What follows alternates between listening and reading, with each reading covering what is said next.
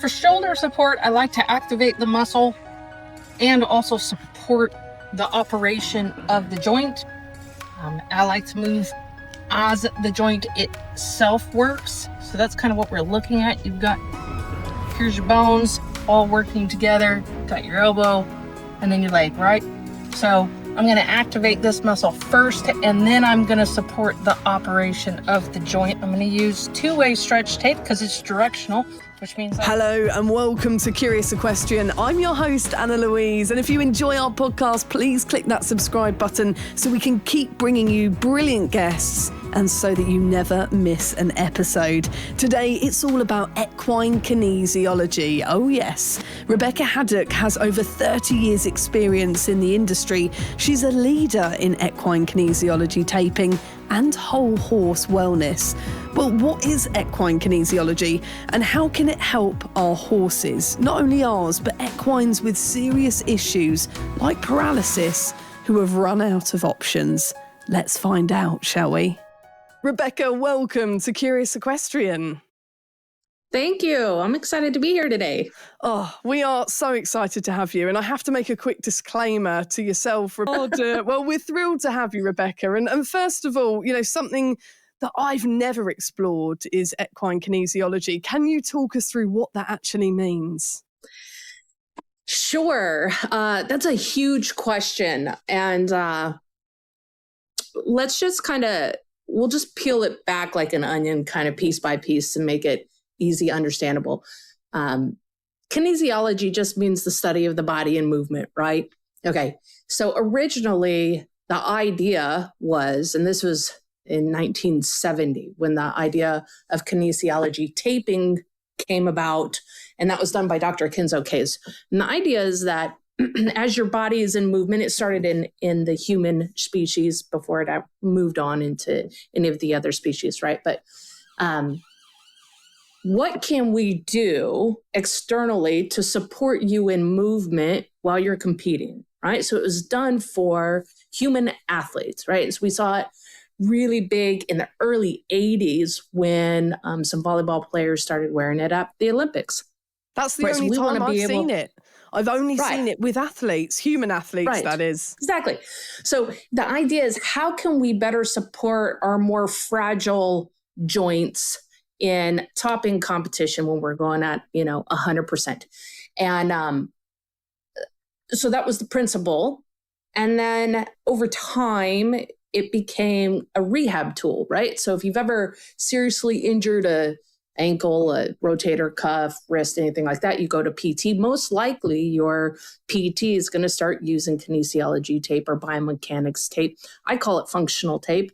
And we can kind of get to that later, but to help you rehab, to help you heal faster, that kind of thing.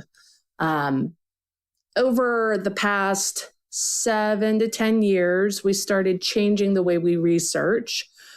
We first saw kinesiology taping or equine taping of any level kind of hit the equine world in around 2010 to 2012. There's a host of people who started doing it.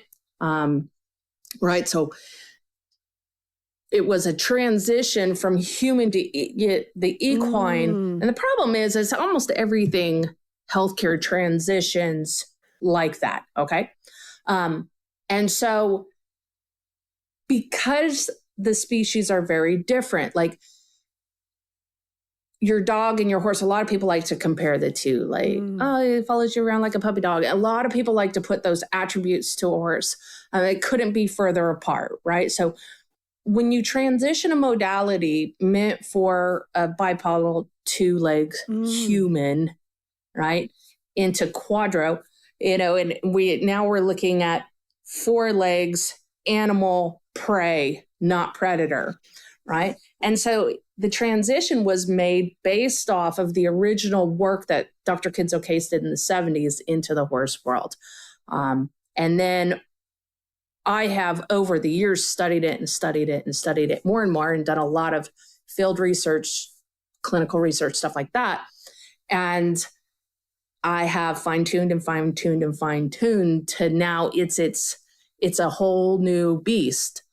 So I don't do any of the traditional taping methods that you would have seen really back in the original introduction. So 2010 through,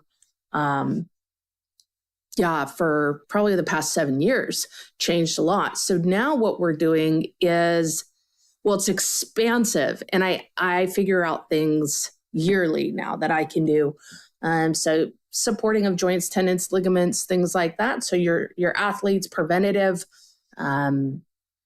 We've gotten to the point that when used in training and conditioning, like your big groups, your big dressage groups and polo and reiners, cutters, jumpers, can reduce injuries in their horses by over 80%, right? Wow. So still used in athletes pretty successfully there, but increase in circulation, reduction in pain, massive reduction in pain. And so now your big surgical centers, like your big surgical centers in Wellington and things like that, are using it post-surgical because it can reduce swelling and relieve pain so well. So it gets the horse off the nose. It's really, really fast and gets them out of that kind of care that they need before they can go home a lot faster, which I don't know about you guys, but that makes your bills a lot less.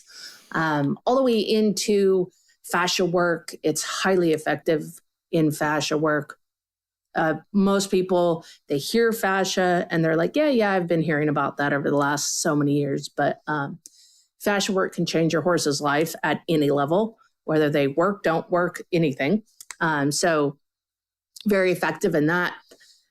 And then I started attempting to use it on things that nobody else wanted to or was doing or thought that it wouldn't be effective, like paralysis, neurologic issues, stringhalts, PSM, instabilities, massive instabilities, deformities, contracted tendons, dysfunctions, angular limb disorders, stuff like that. Scoliosis. I'm the only person who has rehabbed equine scoliosis. I mean, she was so bad, she was crab rocking. Most horses are put down right away and none live past 6 months old. She's 2 years today and fully straight. So I took it and I said, well, can I? So what is it and what can you use it for? I have a course that's 16 hours long that's all I talk about. So in this case, let me just say there's a lot in a shorter amount of time. Exactly. Wow. I've got so many questions just from your first answer, Rebecca. Yeah. First of all, before we get into, and I'm fascinated by how you use it on cases that haven't been, treated before. But just quickly, you mentioned that it's really changed since when it first started being used. Kind of how much has it come on and in what way has it changed? Oh, man, I think that... Because progression is really interesting, isn't it? And it is, yeah. Sort of breakthroughs are happening all the time, particularly with equines and what we can do to better help them. Yeah. So kind of how has it come on since that time? If you can think about it in kinesiology taping for horses back in 2010, 2012, when it came in, to where it is today is comparative to the horse and buggy to the electric car. Wow. It's changed that much. So there's just so much more to it. The physical structure of an equine tape, so my tape specifically, I'm probably most known for EquiTape, but I rebranded quite recently to EquiTecs, Equine Technologies Institute. Because of the changes were just so massive. It just couldn't stand next to each other anymore, right? So my tape has been 100% built for the horse. It's not even in comparison to a human tape, like a rock tape or, any brand out there, really. So you're talking about structural changes in the fabric to the adhesive. I have a completely different type of adhesive to the way we even understand how it's working with the body. As a human, if you put a piece of tape on your skin, there's a lot of sensory that's happening in your skin because your skin, it's like a second brain, okay?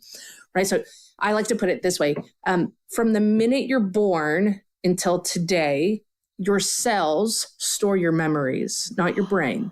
the cells in your body. Wow. And it learns and grows, and that DNA rewrites and copies and rewrites and copies. And these cells, they have like a stored reservoir of data.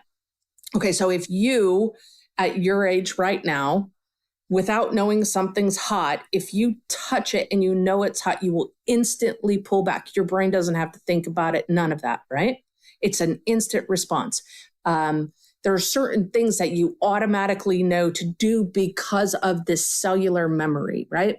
So the tape on humans will, because it's going on your skin and all of those cells, the receptors, mechanoreceptors, sensory, all of that that's going on that tells you about the world, hot, cold, wind, rough, pain, sharp pain, acute pain, dull pain, all of that kind of stuff. Your autonomic system to tell your body, I'm hot, sweat so you cool down. I'm cold, shiver so you warm up. All of these things you're interacting with in a very unique way, right?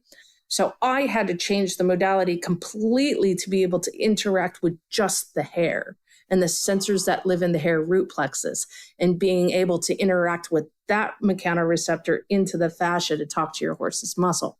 So it is literally a night and day different modality. Wow. Now, before we delve into the fact that you have tackled some unbelievable cases, like you mentioned, paralysis and more with kinesiology, let's rewind and tell us, Rebecca, how you even began to look into kinesiology and how it got on your radar. Yeah. Oh, man.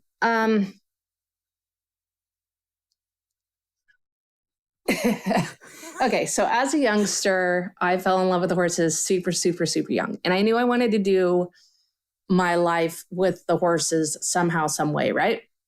Okay, so I've done everything in the equine world. I was training with trainers and just decided that I loved babies. I loved the colts, and I was an incredibly strong colt starter. And so I went out on my own and I was starting colts for some of the biggest names in the industry. And I just got known for that. So then people wanted to bring me problem horses, which is not the same thing, not even close to the same thing. Now I was young at this point, still quite young. Okay. And what I noticed is that all of these problem horses had pain. So they didn't have behavioral problems, they had pain. And I was like, well, now I got to fix the pain.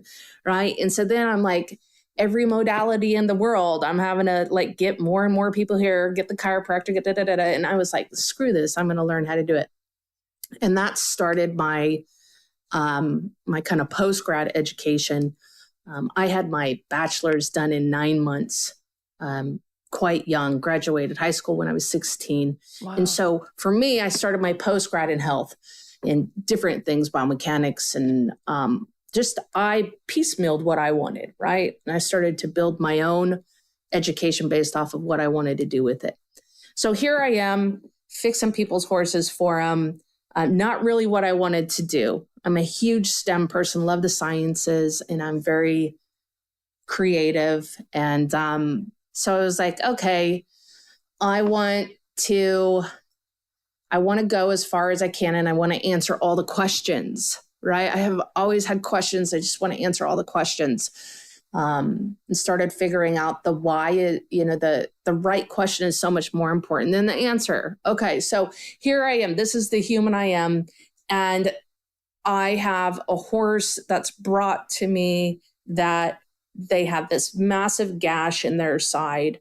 They had it stitched 4 or 5 times. The stitches wouldn't hold. Nothing would hold. Nothing's working. They tried all the different modalities. They're like, I know that you fix horses, not normally, because at this point in time, now I'm known for rehab, right? So it was like I was a colt starter. It was great for that. And then now I'm known for rehab, and everybody's bringing me these incredibly difficult rehab cases. Like my vets are just blowing me up all the time. Hey, I got another one. I'm like, okay, it's not quite where I want to be, but I'm going. And so this poor mare, nothing worked on her. And I was like, I'm going to try taping, right? So it was a thing where it was like, I'm going to try it. There was no education out. You couldn't get certified really, none of that stuff. But I was like, I'm going to try it. And I tried it, and the wound healed up real fast. And I was like, what? Hold on. Wait. And that was it. So hook, line, and sinker, I was done. I hooked up with a lot of the people who were starting back then. Every one of them I have either worked side by side with for years, or we consult together, or lecture at the same places. And so we were all just kind of going and coming together and splitting apart and coming together. And I just went off in a very different world. You know, a lot of people get to a place and they stop in that place and they're happy in that place. And I just have never been able to do that. Like, I don't stop and get happy. I'm like, okay, what's the next thing? Yeah. I think I could do that. Let me try that. You know, the first paralysis horse was a horse that was, had a colic, went into surgery. When they were pulling him off the table, and you know, the way they start to pull a horse off the table, right? And so you have something that braces around the head and they start to pull off. That's why a lot of horses come out with pull and TMJ issues, stuff like that, out of surgeries. So this horse came out with full right side paralysis. And he had improved about 20% by the time I started working with him. And I got him fully, and that was at 8 months. He was still only progressed 20%. I started working with his owner, and within 8 weeks, he was 100%. Just taping him. Wow. So, you know, things like that. I was just like, I'll try. Let me try that. And then I started, I wonder if I could affect the horses that deal with allergies or get hives or heaves or things like that. So I tell people, like, if you've got something I haven't tried, bring it to me. Because at this point in time, every single equine injury, issue, deformity, dysfunction, I've used the tape to increase either their prognosis, how comfortable they are, or rehabilitate them completely, you know, just depending on what it is. I have to kind of lift my jaw up, Rebecca, because I realise I'm kind of gaping my jaw open in either like admiration, shock, or, you know, wow, you know, it's science, but it's also magic, isn't it? Listening to you talk, and especially about the variety of different cases. Many like me probably will do what I'm about to say and think, yes, you know, kinesiology, it's about athletes, it's about muscles, and it's about, you know, recovering muscles, rehabilitating muscles. I never even began to think about things like hives or paralysis or all these hugely different, you know, huge spectrum of issues. How did you begin to be a bit more experimental and think, actually, this could fix this horse in a terrible situation? I would say that's a good question. You know, I do a lot of interviews and I lecture all the time. So I always get questions, and I lecture at colleges all the way to like post-grad stuff. And so I get random questions, you know, and I can tell you that's probably the first time I've got that. What made me say, let me try? I think it's probably personality. I think everybody tells me God broke the mold when he made me. I'm like, that's true. Yeah. I'm unique. Honestly, I think it boils down to this. All right. Okay. So not only is the tape extremely effective, right? But, you know, who decides, well, I'm going to make my career out of this, my livelihood out of this. I'm going to put everything I have into it. I did. Why? Well, it's so dang cost effective. It's not even funny, man. I mean, $13 a roll. Okay. Help me out here. So, and my education, I make it very cost effective, and I'll teach anyone. I don't care who you are. You're a horse owner, you're a professional rider, a groom, a breeder, a trainer, healthcare provider. I don't care. I'm going to teach you. I threw away all the rules. I took the rule book and I threw it away. I was like, why can't I teach somebody how to do it? That's dumb. And so because of that came from kind of how I grew up. I grew up very poor, very poor. And as a young adult, like I graduated high school 16, moved out, like I've been on my own, paying my own bills. And super broke and eating ramen noodles and frozen burritos, that are 25 cents a piece back in the day. And so one of the things that I loved about it was how cost effective it was. And because I have traveled a lot. When I still had my private practice, people would fly me out to different countries to work on their world champion jumper. And while I was there, I would go around to all the poor farms and I would teach. Let me show you how to do this yourself. That way you can help your herd and you can afford to do it, right? So I would do that no matter where I went.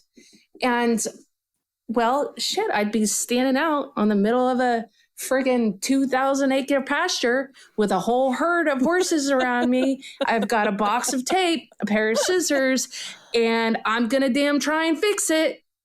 And that's really where it came from. Wow. Why not try? It's not going to hurt. There are no contraindications, no species anywhere ever.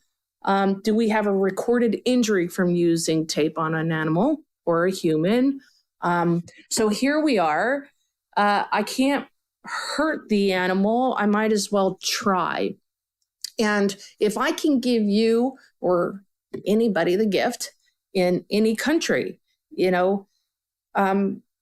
education so that you know how to do it yourself and keep my prices low, cost effective so you can afford to do it, then I can help horses everywhere, right? And after I get testimonial after testimonial after testimonial about, you saved my horse's life.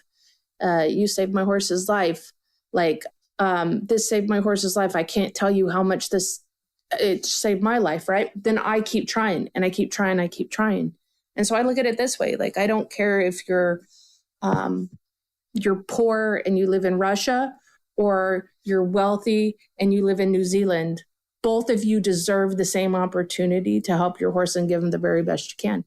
And so I think that's why I do it. I think that's why no matter what, I keep doing it, no matter how tired I get, no matter the trolls on the social media, it doesn't matter the enemies that come against you and the whole process.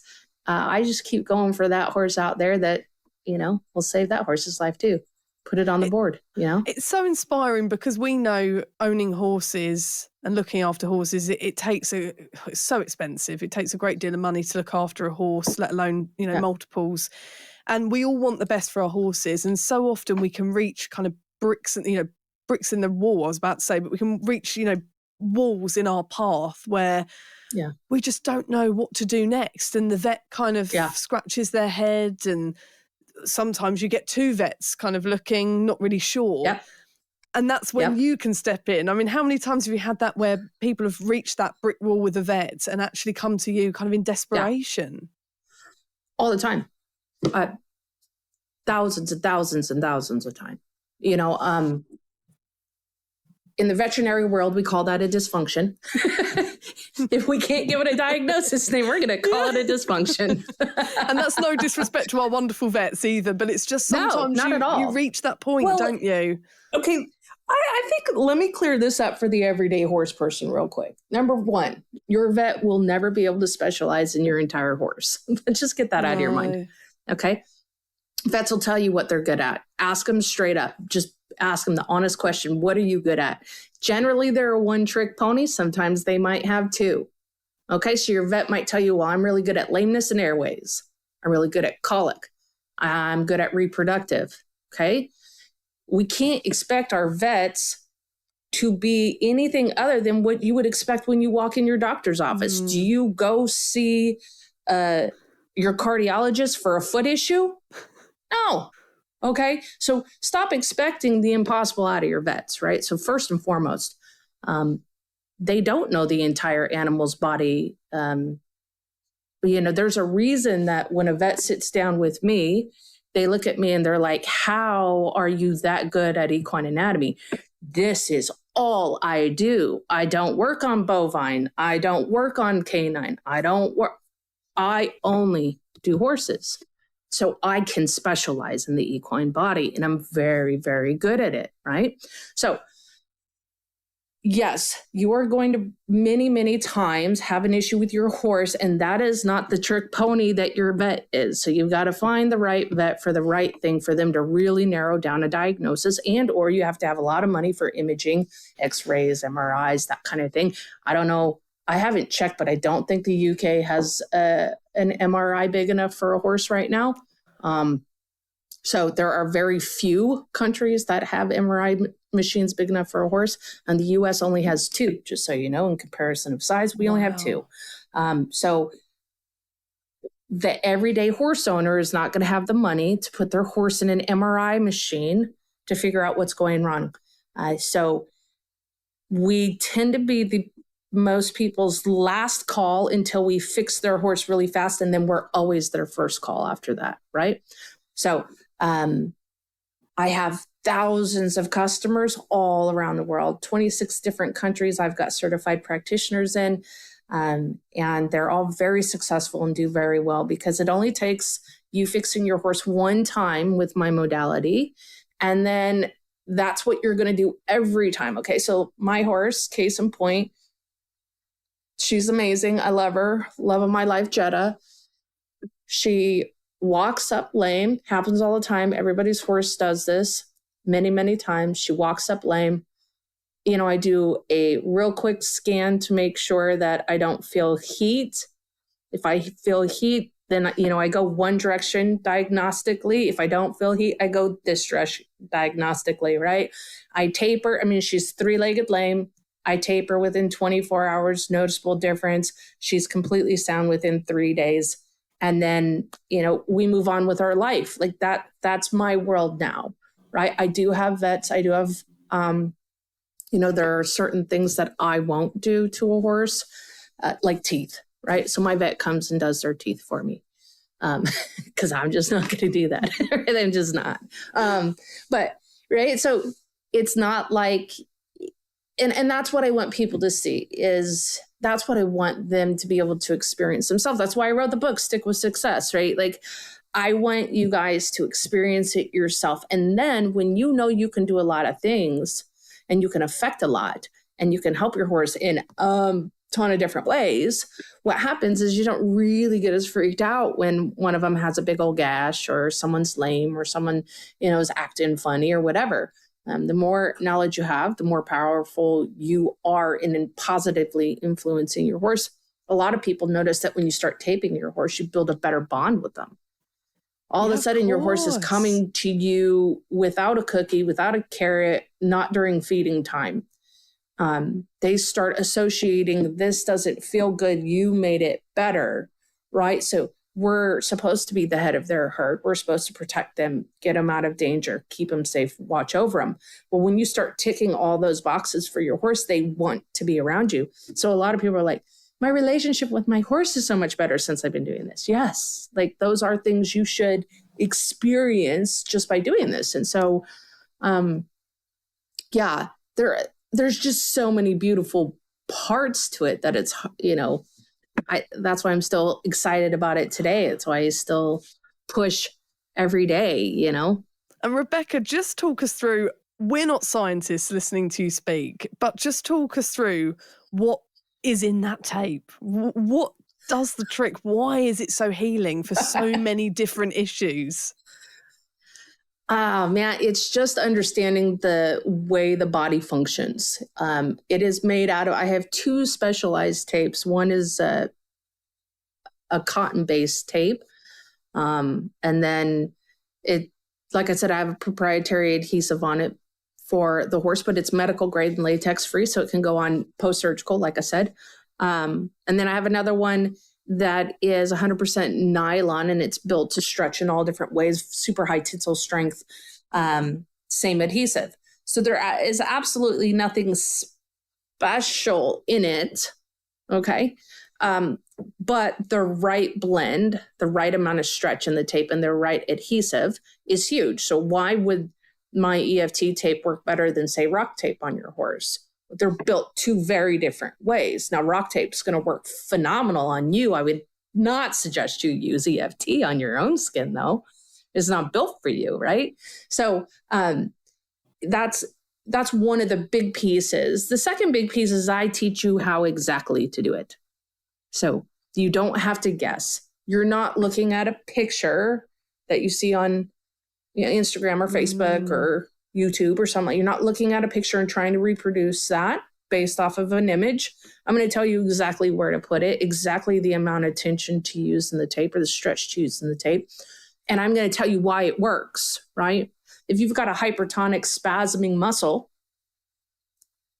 you have to tape the muscle from insertion to origin, right? So a muscle attaches to bones, right? Well, technically the muscle attaches to a tendon, which then attaches to a bone, but we're going to simplify, right?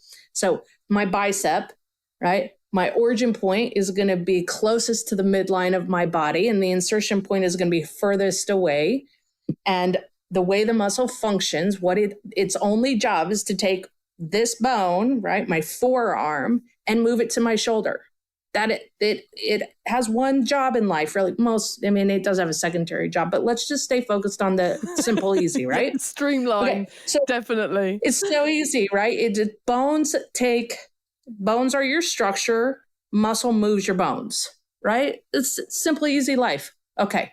If I have a spasming muscle, I'm sure each of you in your own life have had a spasming muscle at one point in time. Like it just won't let go and it hurts. Okay. If you tape that from the insertion point, you have to find the insertion point. That's key. But hey, Google, AI, Siri, Alexa, all those stuff will tell you insertion and origin points of any muscle. Cool. So easy. You can do a simple Google search and find it out. I'm telling you, like, write these secrets down. And you tape it from insertion point to origin point at 20% stretch. Okay. Give it about 30 minutes. Within 30 minutes, you will have a pain response. The pain will be less. Okay. It will start telling the GTO, so it's Golgi tendon organ response. And what that is, the only job of that in your muscle is that when you max out your muscle, your whole muscle goes dead. You ever done a bunch of push-ups and you literally just fall to the floor? Okay, that's a GTO kicking in. It's so you don't shred your muscles, tendons, or ligaments. It's a very important piece to your anatomy. So the recoil of the tape in every movement you do, even just moving your hands around a little bit, will send a small signal to the insertion point of the muscle where the GTO lives that says, relax, get long. Relax, get long. And so you stop the spasm, you get them at a hypertonic, boom, you're done, you're fixed, right? So the magic is in exactly where to put it and exactly how much stretch to put it in and know what you're doing. And that's what I do. I teach you exactly where and how to do it. And then I take it. So it's taken me from 2010 to roughly now to gather the amount of case studies I have and done as much clinical research as I have and others have done clinical research. But every protocol I teach you, everything I teach you has now been studied and proven clinically. So it's not, will it work? It's not, might help. No. It's proven. I have proven it in every, right? So I have proven that if you stretch at this point, attach here, this will happen. It will happen each and every time. So if it doesn't happen, you did it wrong. And that's okay, because I also teach you how do you figure out if you've done it wrong. I have made it very simple. So the magic is probably just in, well, the fact that I have spent this much time figuring out what is that exact thing, because you can't research it until you figure out the exact thing that's actually happening, right? So what is the exact thing? And then how do I teach it to anybody, right? How do I teach it to non-doctorates? How do I teach it to somebody who hasn't spent 15 years studying equine anatomy, right? It scares people when I tell them, you have to tape insertion to origin until I say, hey, you can find that insertion point on Google. Oh, okay. Yeah, that's easy. I can do that. Right? Yeah. That's the magic. I love that you are empowering horse owners, Rebecca, as well, because like you said, we all like to feel that in a crisis, we have a better understanding of what we can do before we have to call a vet or a farrier or an expert to come out. It's always better if we can kind of get a handle on the situation first, not only for the expense of it and the money in our banks that, we need to hold on to when we've got horses, but also for the sense of control as horse owners, because I'm sure I'm not the only one that feels like anything can go wrong at any point because there are so many things we need to get our head around with horses. And this feeling of actually knowing I can do this in this scenario is such a brilliant one throughout the seasons. Yeah.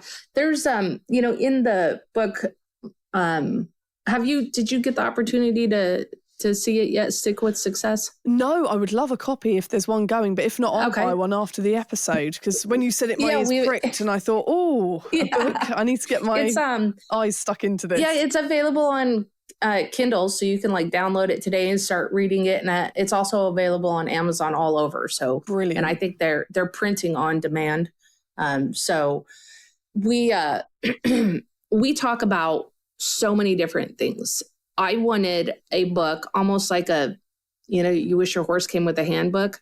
It's kind of like a handbook, right? I'm going to bring up a lot of different things. I'm going to tell you all the stuff that nobody really wants to tell you. I say the quiet part out loud. What does pain actually look like in your horse? How do you recognize that thing that they're doing right now that's pain? Because one of the issues I see with most horse owners is their horse is screaming and yelling at them, I'm in pain, and they don't recognize it, right? And so first, we want to deal with that.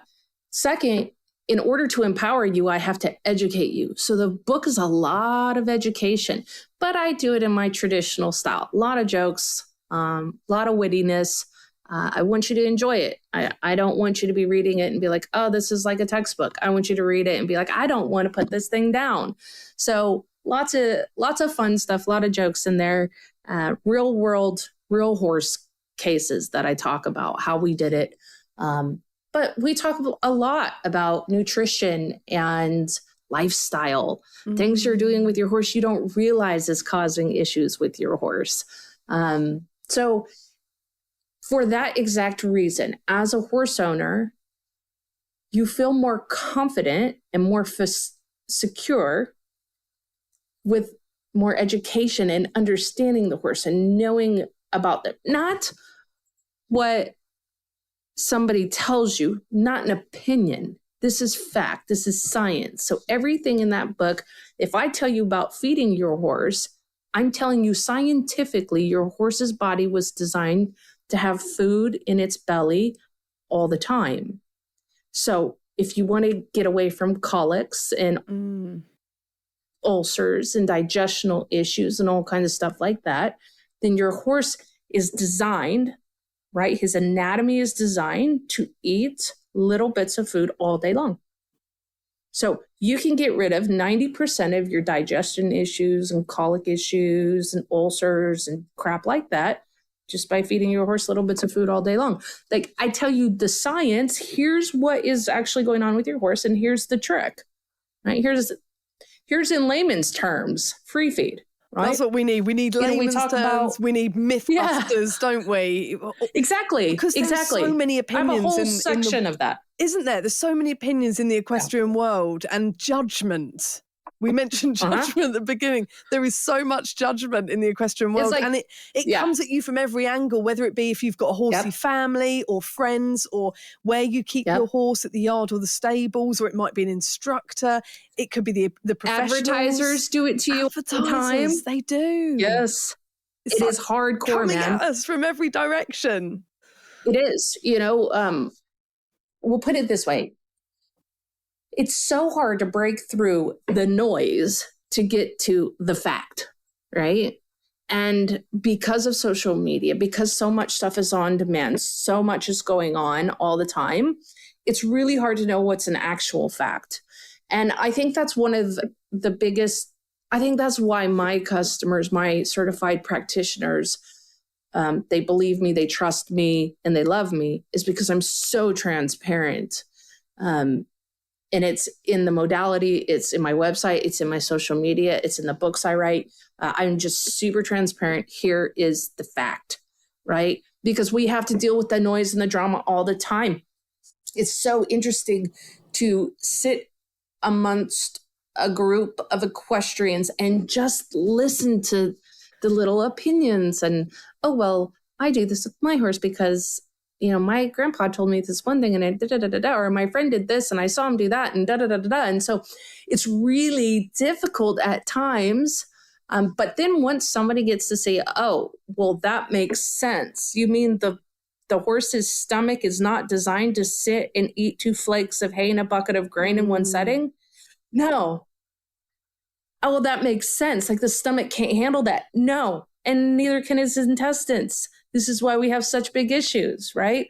Oh, okay. Well, now when it's just laid out like that, that's facts. Okay. So we do all of that stuff. And the goal is to give you the real information. The whole horse approach. It's not just about taping. It's also about every aspect of the horse. Yeah. In fact, on my website, I have a free protocol library. Pretty much everything you can think of that goes wrong with your horse, right? Pigeon-toed, contracted tendons, lower leg injuries, prevention, neurologic issues, mare issues. When your mare's in season, she's super merry, to heaves, hives, allergies, seasonal allergies. It's all in my protocol library and it's all for free. All of it. Wow. Okay. And I'm going to tell you in there, make sure you're feeding this kind of thing. If you've got a fracture, a tear, a rupture, something like that, you need to increase your calcium, your protein, your magnesium. Like I go through and tell you all the stuff for free. And this is scientifically what's going to help you, lifestyle. Like we talk about lifestyle. I spend a whole section talking about stop stalling your horses. They just don't do it. Stall rest is not good. Your horse will have psychosis within 72 hours. You're going to get muscle atrophy in 48 hours and bone density starts decreasing within 24 hours. Knock it off. Stop doing it. It's not going to help your horse. So we talk about all of that stuff. But for that, I want to empower you. I want to give you all of the ammunition. I want to give you education because nobody can take it from you.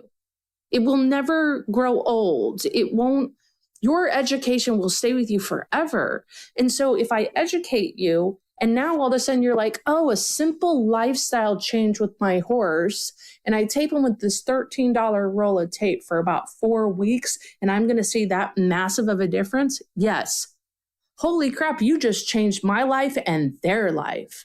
Now you've got to, Rebecca, simple. We were all hooked when you mentioned some of your most extreme cases. Can you talk us through what happened when you took on? Let's start with the paralysis case that you threw in. That was it. It was a mic drop moment when you said that.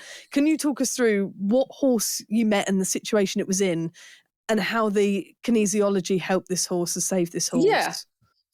So I was doing a in-person certification course and one of the students there asked me if I would be willing to come look at her horse. And generally when I teach, I stopped teaching live a while ago because now everything's digital, right? It's just easier. And so I would get asked that question all the time and I'd go and I absolutely, let me see your horse. So I went and just a super sweet horse. And her name was Pam.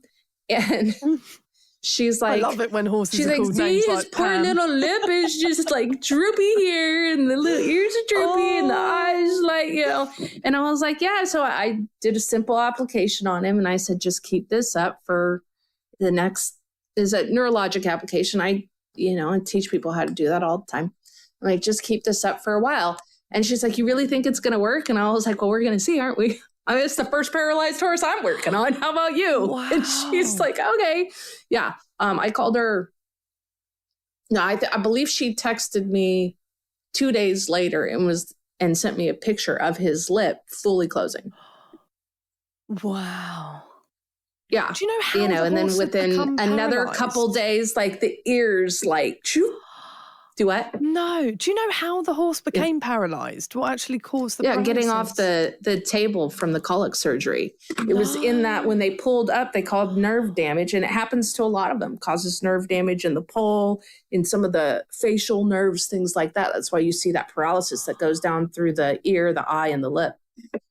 And so explain to us, Rebecca, for those who've never seen taping on those areas, did you have to tape down the head and around the ears? How do you tape in that scenario? Yeah.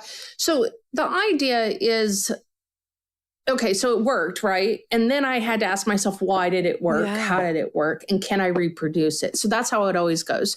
So then I spend a lot of time finding other horses with paralysis and reproducing until I can nail down and tell you exactly why scientifically it's working.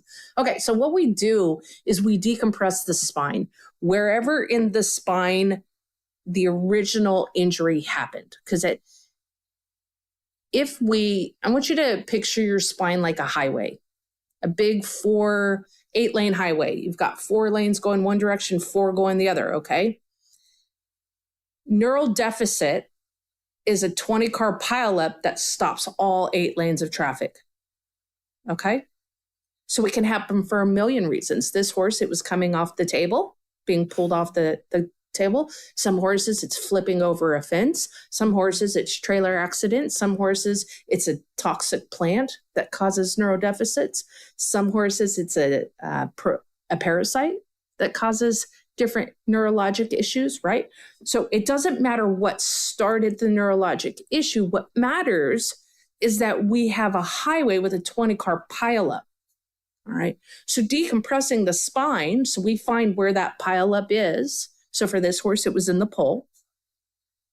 And when we decompress the spine, that's like bringing the wreckers in, and they're going to start pulling one car out, another car out, another. Now we got 1 lane of traffic moving, right?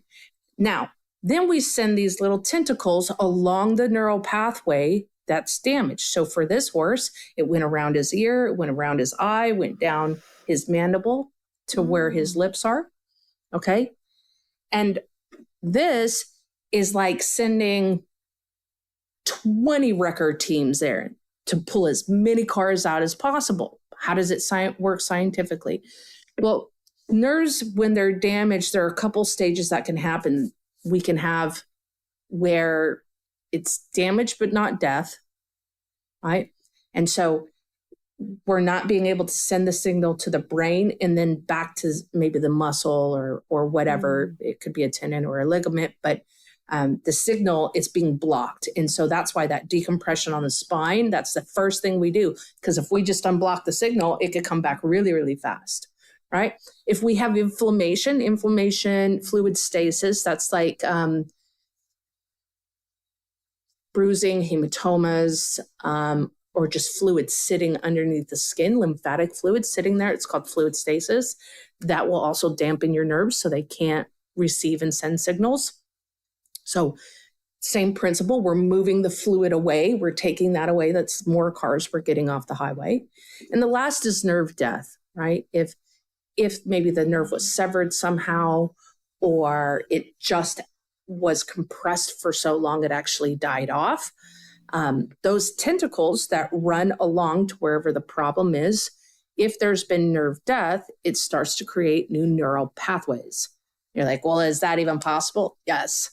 So Harvard did a study that proved that you can create new neural pathways. And so I use the tape to unlock all of those pieces. I get the swelling out and the compression out. I start sending the signal back and forth.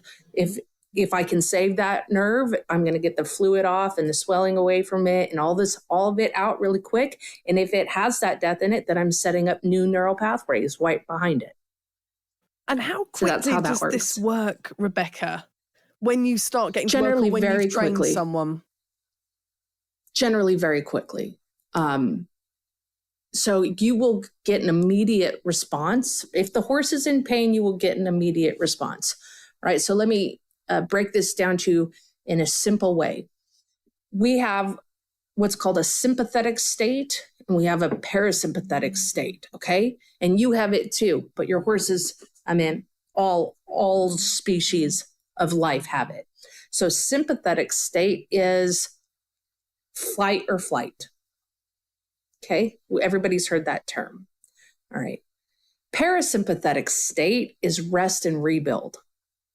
Okay, so your body will not devote resources, calories, or energy to fixing your body as long as you are in a sympathetic nervous state.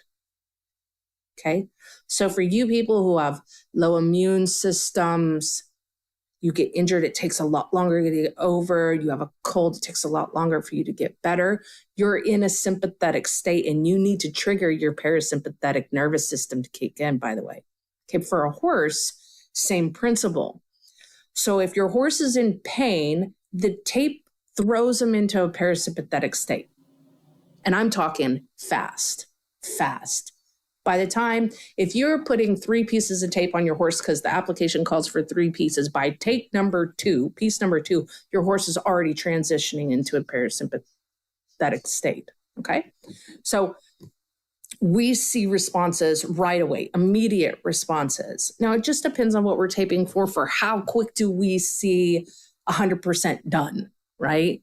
So if you've got a completely severed ligament that was surgically put back together, 16, 18 weeks, right? If you have a muscle strain from an overworked muscle, maybe 3 days. If you've got a foal with contracted tendons, like severe contracted tendons, if you get to them day 1, 8 days. Done. Wow. Right? It depends on what it is when you get to it, to how long it's going to take to get it all the way through. So it's, but it's fast. Like I've got, for the most part, as long as you can get to it quickly, it's easy. Now the scoliosis horse, we taped her solid 18 months. And then she will get retaped to hold position during every growth spurt until she's 6. Wow. But that was a very big deformity. How, just try and explain to us, deal. We'll try and imagine it with you, Rebecca. How severe was the scoliosis? Oh man, I'll send you a video of it. Yeah, we'll overlay it here. Yeah, she was like in a C. Like she was in a C. So she couldn't walk straight or anything like that. She just would walk in circles because her spine was like that. So did you tape her up to the hills? I'm imagining a horse that's kind of taped from head to toe. No, we did like traction on her. Yeah, right. No, we did traction on her.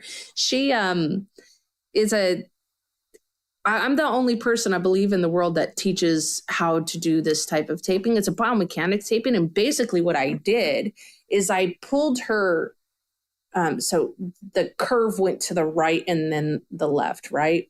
So I pulled her hips to the right and I pulled her rib cage to the left using the tape and created traction, like a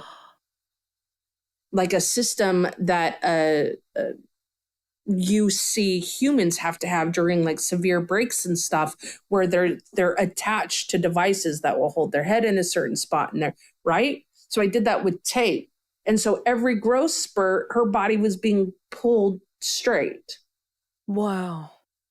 I don't think I've ever said wow so much, Rebecca, in an episode. It's mind-blowing. Wow. Yeah. It really is. And sometimes you just have to say it. But I'm hooked by what you're exploring with us today.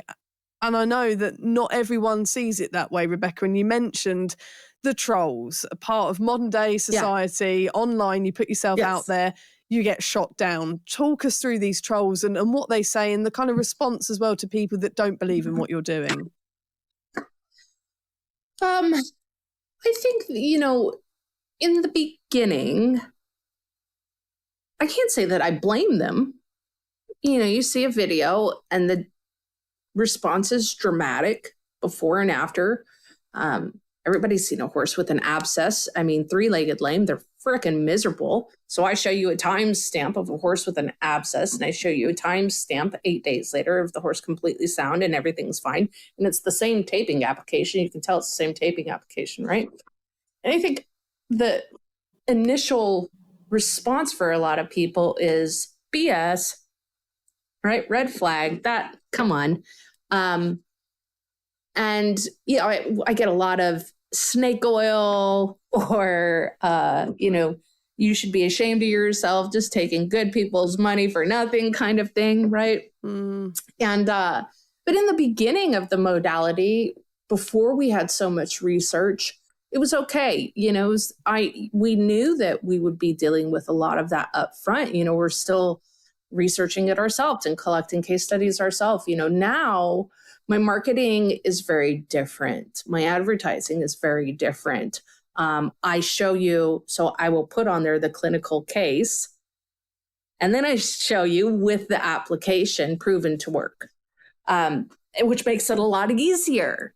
But I don't think that there should be a single critic now for it, though, right? Because again, every protocol I put out there, everything I'm going to teach you is clinically backed up. It's clinically proven now.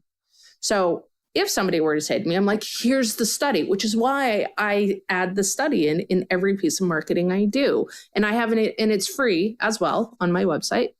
You can go get every single case study that we use and have done, and every clinical study that we use and have done right there for free. And you can look at them yourselves. Again, we're about transparent. We're going to say it. If there is something that I can't clinically prove, that I'm still utilizing maybe a group of 1,000 case studies is my premises. It's a strong premises, but I haven't brought it into a clinical study yet. I tell you that up front. Right. So there's how many case studies we have with outcomes showing the same thing. And clinically, like I'm doing a clinical study this year to see, do I have to get into oxygen jet to release the GTO the same way for muscle spasm or a hypertonic muscle as if you don't go into oxygen jet? Is there a difference? If so, how much is that difference? So I'm going to do a study on that specifically. What does that mean to you guys? It just means, can I make the relaxation application better? That's my goal. Thank you for giving that up to us. Exactly, right? Like, that's where I go with it. Is like, I want to know, can I do it better? And so I think that now, sometimes it'll happen, a practitioner will call me and be like, well, the vet on the case has this opinion about taping. Right. And it's an opinion, and it's completely outdated. And we have research in the opposite, complete to the opposite. We have actual proven research. And when they call me with that, I'm like, give them the research document, for crying out loud. If they see the study, they're going to go, oh, I mean, most people are level-headed enough to see a research study and go, oh. So Rebecca, you've talked us through how things have changed so dramatically, and how you've worked and learned and studied over the years from when it first kind of came on the scene in 2010 and around that time.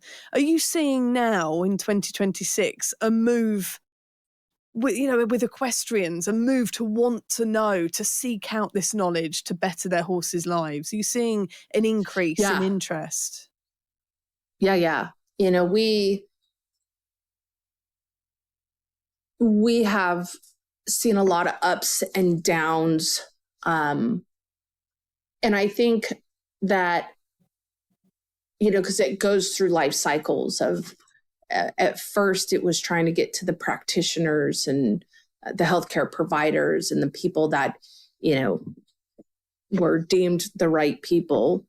And then I broke from the pack, and I was like, it's like the Khakis Boys Club. I'm like, I think that the right people could be anybody. So once I broke from the club, I saw a massive surge in the everyday horse owner being like, yeah, I want to learn this. And so I would say on average, for every one practitioner we get into the ranks, we'll get 5 horse owners, right? So people really want to know how to take care of their own horse. They want to know the whole picture. They're happy to help their horses in any way they can. And when you make it super affordable for them, and it's proven and it's easy, to get my education, can you operate a smart device or a computer? You're good. It's that easy. I've made life simple. So you take the kind of the barrier of entry out, and People tried to, I think it was scary up front because you had these vets and chiropractors and doctors and PTs and physical therapists saying, well, only professionals can do it. You can hurt yourself if you tape yourself, go to a PT. You could hurt your horse if you tape your horse, get a professional, right? And then it's like, I'm the one going, has there ever been an injury ever of any species on record ever in any country? No, not one. Why are we lying to people? That's dumb. You can't hurt yourself. You're not going to hurt your horse.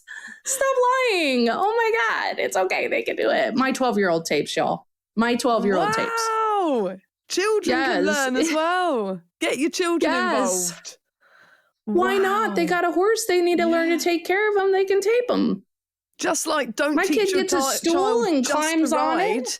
Teach them to lunge and to do groundwork and all the care aspects. Clean the stall, feed them, take care of them, clean their feet out, groom them. Yeah. And Rebecca, how do you feel now, 16 years on, with how it's progressed and how you've progressed in your career? And what do you hope for the next 16 years? Oh, I want to help 10 million horses. That's my company's goal. We want to help 10 million horses by empowering equestrians and equine healthcare professionals worldwide. I am nowhere near slowing down. I was going to say, not an easy goal. Nice, big, huge, great goal waiting for you out there. Hey, that's easy. It really is. It's if the impossible is possible, and I live in a world that the impossible is possible. I just have to ask the right question. Got to figure it out. So I have an amazing team, and we are all very dedicated to the horse and doing what's right by the horse. We are, I have core values. You have to have certain core values to work with my company, to be a part of my company. And the number one is to have a servant's heart.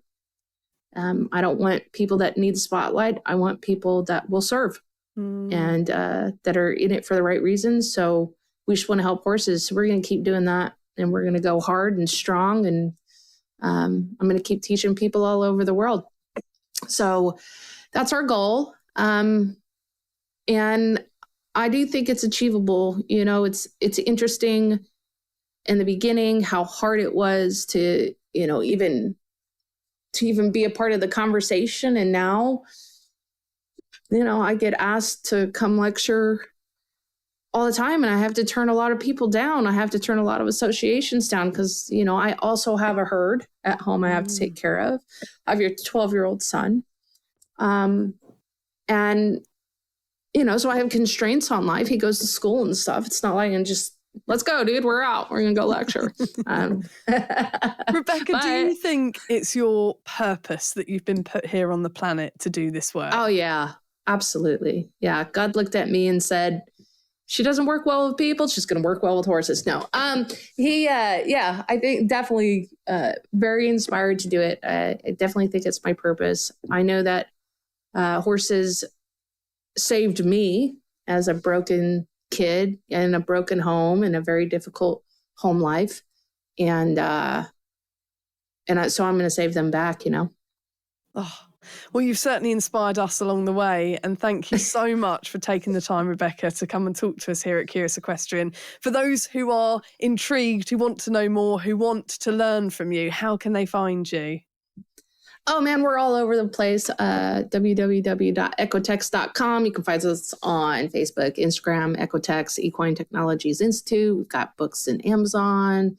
We have our own apps on Apple and Google, EquiTecs app.